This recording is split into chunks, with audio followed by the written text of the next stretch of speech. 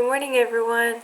I would like to start by saying that I enjoyed the reading for this chapter. It really helped kind of put things into perspective for me and tie in some issues that I've been having at the institution that I'm employed at, as well as bring together all of the readings from the rest of the chapters and tie everything together to kind of make sense. So I definitely enjoyed that. There are several key terms that stuck out to me.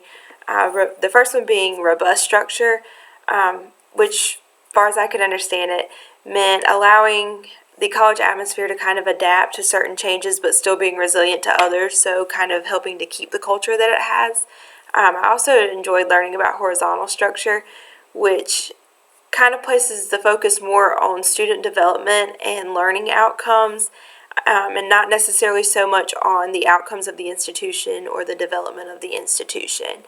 The next one was loose coupling, which is kind of the central authority of members of the institution, not necessarily the authority of the delegated members of administration.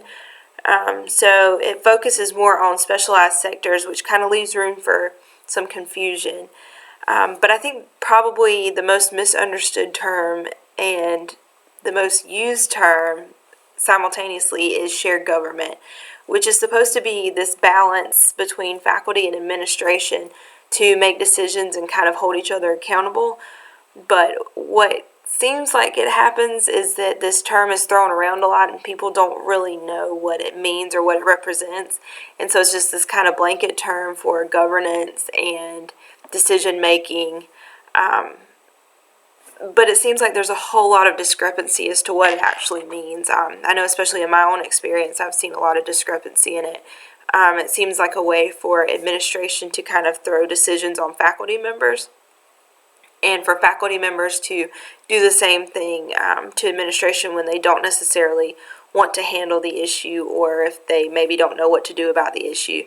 So I think it would be very beneficial for faculty and administration to come together and get on the same page with these terms and maybe figure out exactly what their role is in terms of shared governance and who is responsible for what and who's accountable for what.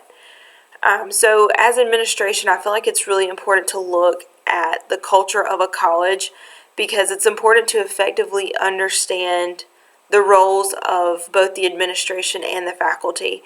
And I know that when people are hired, they're given a job description that kind of explains what their roles are, but a lot of times that job description is very different than what actually comes into play when you get into the role in the college or the institution. So I think that as a faculty member or an administrative member, it's very important to understand the culture so that you can understand these different roles and how they interact, and you can therefore approach the decision-making process from the culture of the college, since each one's different. And I think it's important also to understand the culture of the college or the institution, because it allows you to better interact with the students, it allows you to better make decisions for the students, and it kind of allows you to understand where students are coming from when they approach you with problems or concerns or issues. You know the appropriate pathway to take, and you almost know what to expect from the outcome because you know kind of how it's going to be handled. And you can also create some animosity and some issues if you don't appropriately approach the culture of the school, or if you choose to ignore it, or if you choose to kind of go against the culture. It can cause some issues. So I think that it's extremely important to understand these different aspects of the culture and to make sure that you tie them together in order to keep the culture alive, and in order to kind of help the faculty and the administration to handle issues and to make decisions that keep the culture alive at the school. So I enjoyed this chapter. I enjoyed getting to learn about it, and I can't wait to see what all of you have to say. Thank you so much.